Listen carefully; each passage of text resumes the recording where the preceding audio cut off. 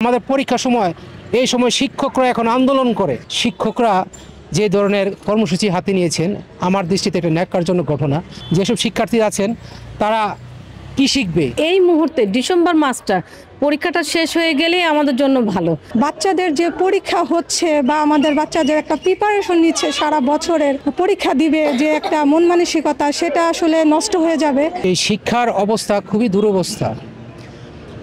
এই বর্তমান এখন হচ্ছে ডিসেম্বর মাস, বিশেষ করে বার্ষিক পরীক্ষা ফাইনাল পরীক্ষার সময় সারা বছর অনেক পরিশ্রম করে শিশুরা লেখাপড়া করে এই বছর শেষে একটা পরীক্ষা দিয়ে উত্তীর্ণ হওয়ার চেষ্টা করে এবং একটা কম্পিটিশন থাকে। এই মুহূর্তে শিক্ষকরা যে ধরনের কর্মসূচি হাতে নিয়েছেন আমার দৃষ্টিতে এটা ন্যাক্কারজনক ঘটনা। বিশেষ করে এই কোমলমতি শিশুরা যেসব শিক্ষার্থী আছেন তারা কি শিখবে? তারা এইটা চিত্রটা দেখলো যে আমাদের পরীক্ষার সময় এই সময় শিক্ষকরা এখন আন্দোলন করে, যে আন্দোলনের ইফেক্ট এই শিশুদের উপর পড়বে। তো এইটা আমরা গার্ডিয়ান হিসাবে কখনোই কামনা করি না যে একজন শিক্ষক একটা পরিস্থিতি তৈরি করবে যেটা শিশুরা শিখবে। তো এমন কিছুই হওয়া উচিত যেটা শিক্ষার মেরুদণ্ড হিসাবেই বিবেচিত হওয়া উচিত। জীবনের সব আয়োজন এখানে একসাথে।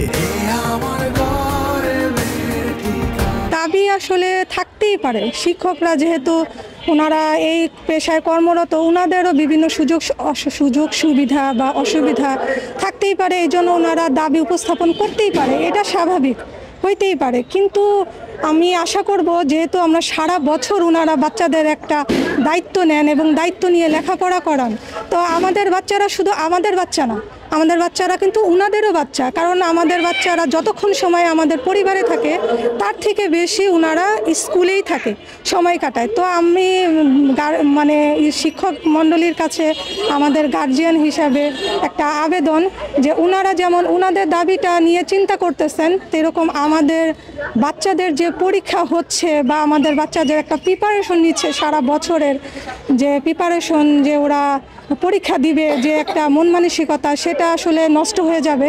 আর আমি এটা পক্ষপাতী না যে এই মুহূর্তে ডিসেম্বর মাসটা পরীক্ষাটা শেষ হয়ে গেলেই আমাদের জন্য ভালো। বাচ্চাদের প্রস্তুতি বলেন, যে কোনো প্রিপারেশন একটা নিয়ে থাকলে আমাদের জন্য ভালো, গার্জেনদের জন্য যেমন ভালো, বাচ্চার জন্য ঠিক তেমনই ভালো। আমি তো এর পক্ষপাতী না। আমি আমাকে যদি বলেন তাহলে আমি বলবো না, টিচারদের এই আন্দোলনটা ক্ষণিকের জন্য হলো, আমাদের পরীক্ষাটা শেষ করে তারপর ওনাদের যে কোনো দাবি সরকারকে বলবে, মেনে নিতে বাধ্য হবে। কারণ তাদেরও দাবি থাকতে পারে, আমাদেরও তো মতামত আছে যে আমাদের বাচ্চার উপরে আমরা তো কনফিডেন্স, একটা ভালো রেজাল্ট, আমরাও অ্যাডমিশনে এখন ভর্তি, আমাদেরও প্রস্তুতি ওইভাবেই আছে, মনোযোগটা বাচ্চার উপর ডিপেন্ড করে আমরাও আছি।